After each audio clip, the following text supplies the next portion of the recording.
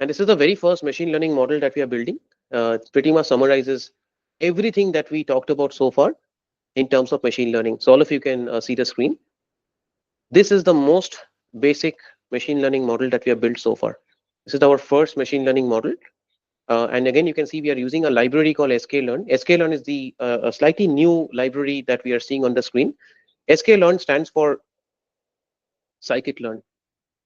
Okay, so Scikit-learn basically stands for Scikit-learn. It's a library which helps us work with all the different machine learning algorithms and anything and everything related to machine learning. It's algorithms, the different machine learning tasks, the different types of pre-processing operations that we do on the data before we start applying the algorithms. All that is present inside the sklearn library.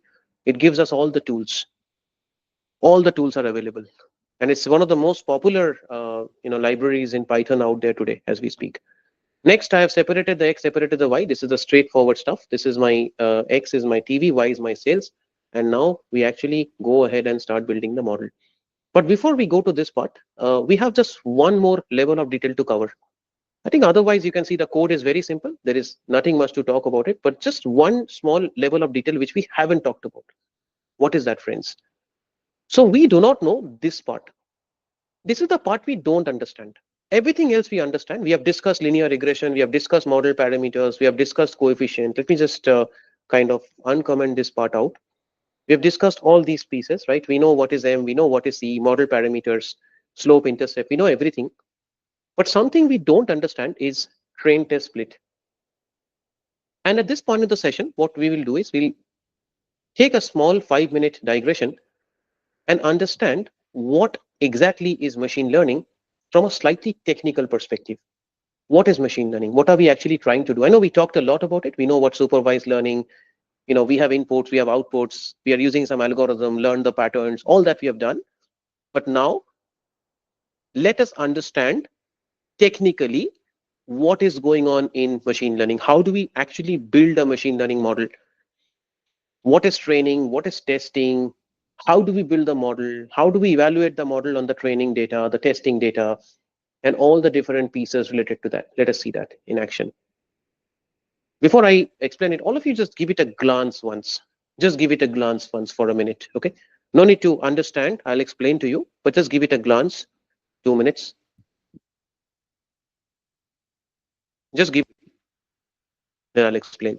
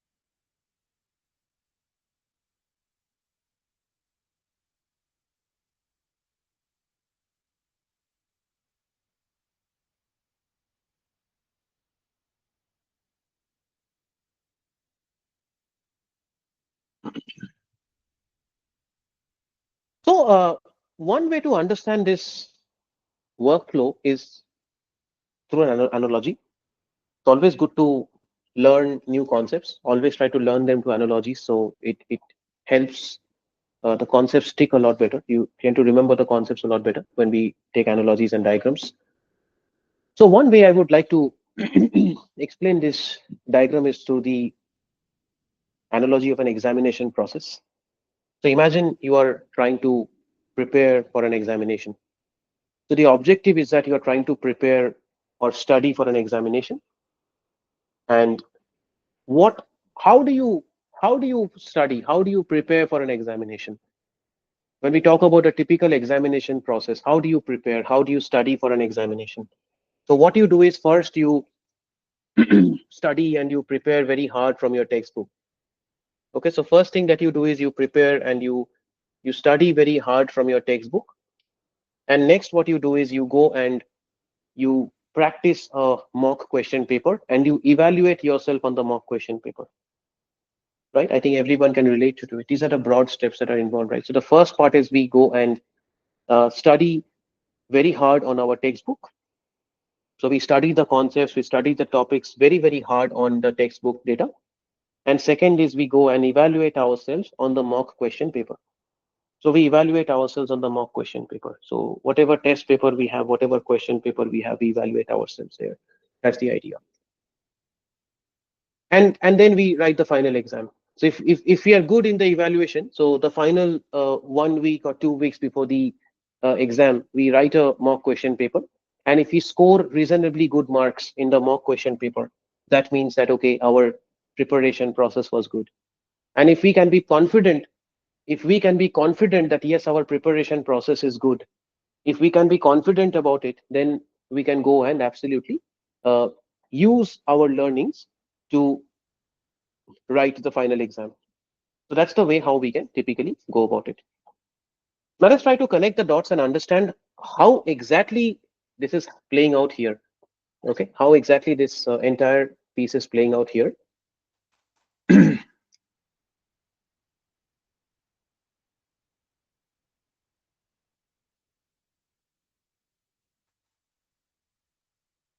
What I'll do is I'll just take a small snipping tool to explain this a little better. So, and then we'll connect the dots and try to use this in the code. Okay, so we'll see how the code looks like once I explain this, the code idea to all of you. All right.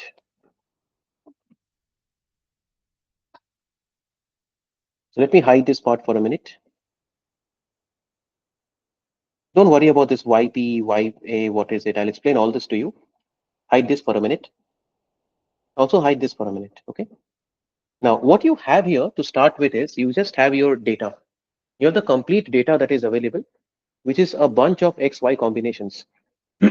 Right? So you have the complete data that is available, which is a bunch of XY combinations that you have right now. So you have X, you have Y, XY combinations 1, 1, 2, 4, 3, 9, 4, 16, 5, 25. This is the available data that you have right now. And the first thing that we are doing is we are splitting the data into training and testing. So what is the meaning of training and what is the meaning of testing?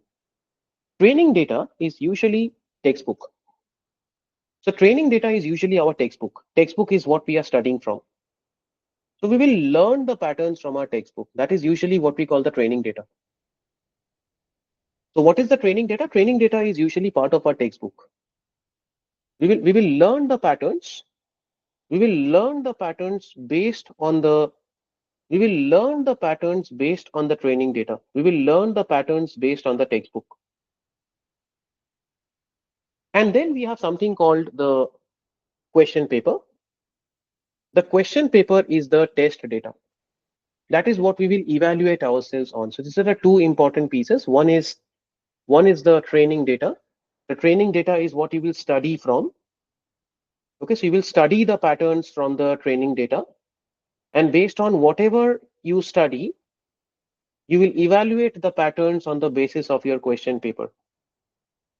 Okay, so that's the idea. That's the code idea that we have here. Now, so here, once we split the data, we have training data. You can see 1, 1, 2, 4, 3, 9, 4, 16. So that's the data that is present as part of my textbook. And remember, this is what we will use to train the model. When we talk about model training, this is the data that we will eventually use to train our language. We will train our machine learning model. Okay, so this is my textbook. One, because when we study, when we are in the initial preparation process, we need the outputs. We need to know the examples, right? Examples are what? Examples is nothing but a combination of lots of inputs and lots of outputs. That is what examples actually are. So when we talk about examples, examples are nothing but lots of input output combinations, lots of x's and lots of y's. That is the example data, right? That is what we refer to an example when we say example, right? So this is my example data that you can see on the screen, x and y's. Lots of xy combinations we have here. That is part of my example data. Now the concept is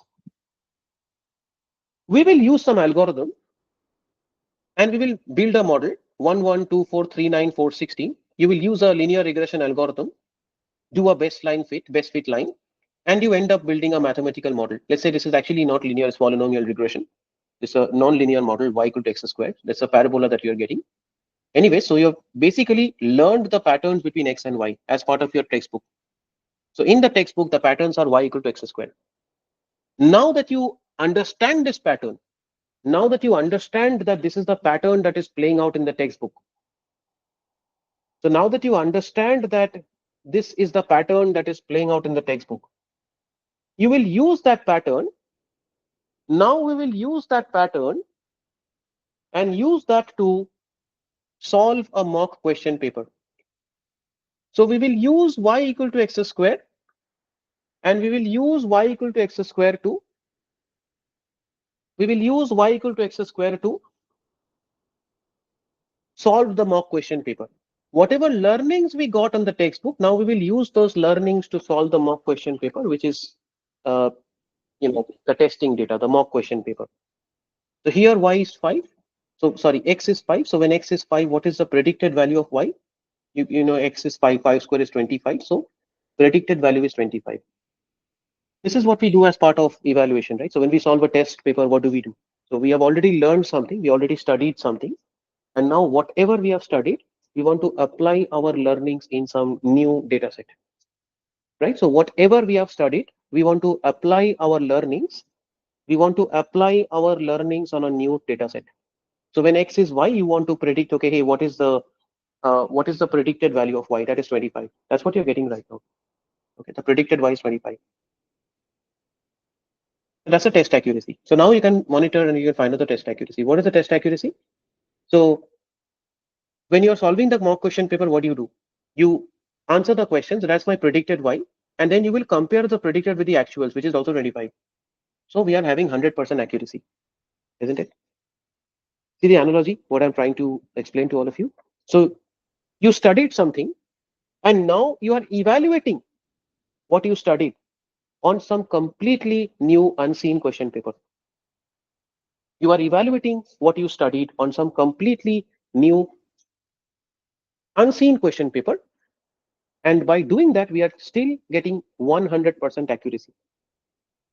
We are still getting 100% accuracy. So the overall accuracy of the model that we are getting is 100%.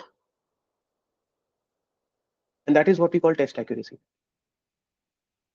So similar to test accuracy, we also have something called training accuracy.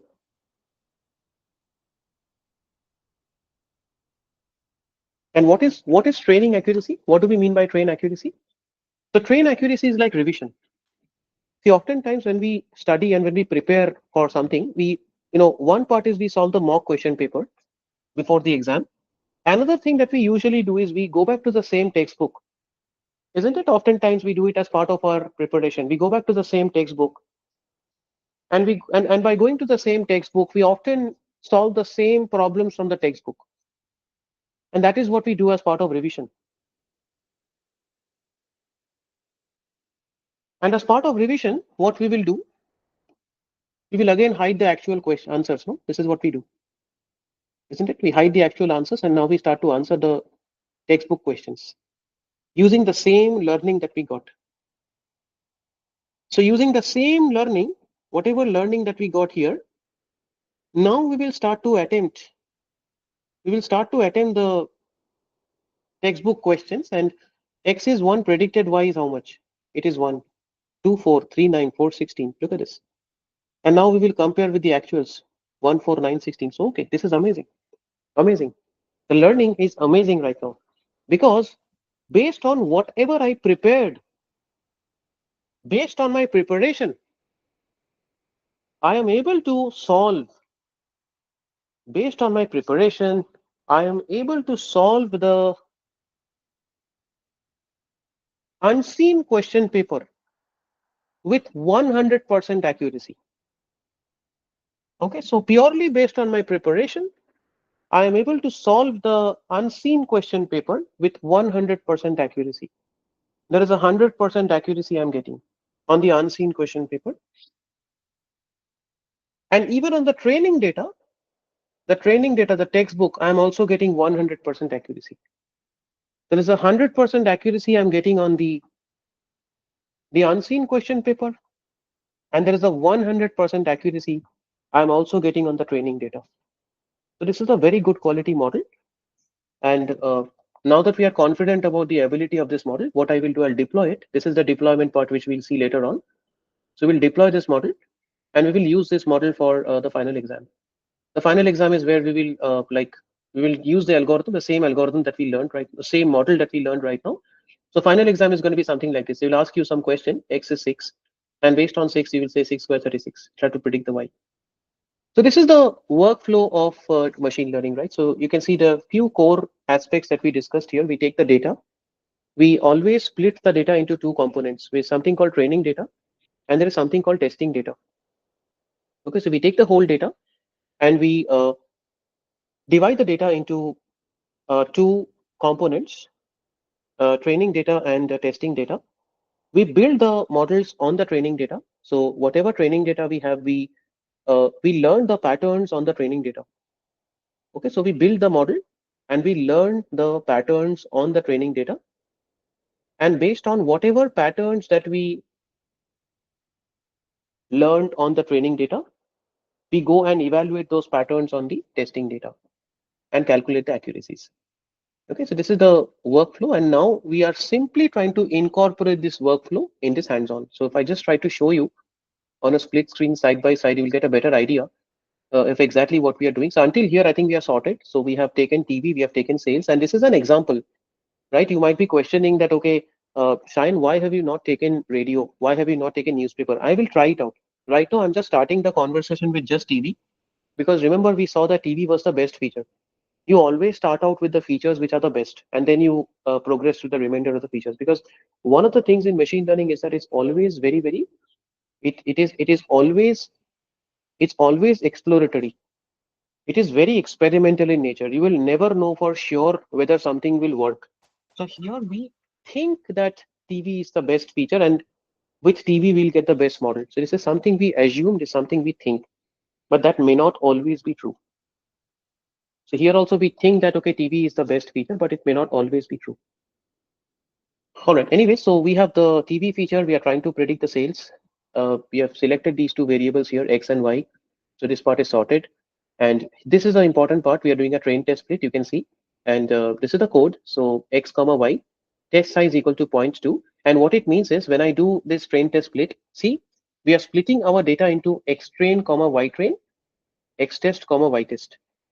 I mean, if you think of it pictorially, all that we are doing is we are taking the X comma Y. This is my X comma Y in my data frame originally that we had. And we are splitting the data into X train, Y train, X test, Y test, not the predicted. Please remove the predicted part. That is not important.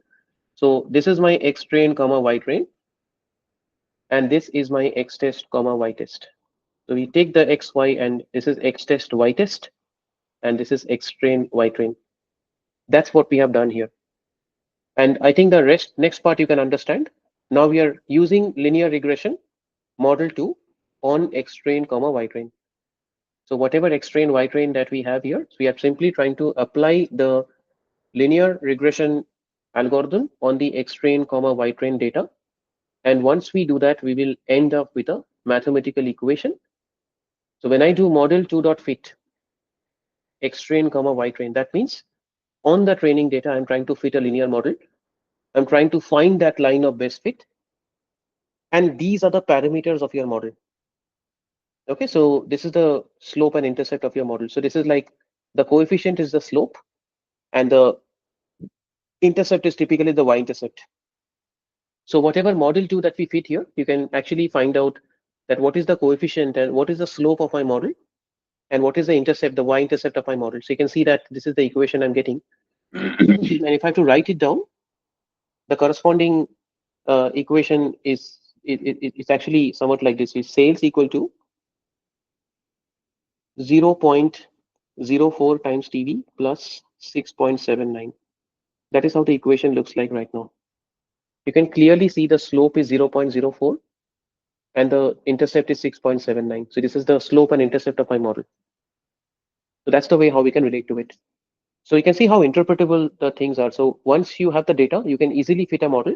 And now we can also see exactly what is going on behind the scenes. And we can also interpret that 1 unit increase in TV advertising. So if you spend $1 more on TV advertising, the sales on an average will increase by $0.04.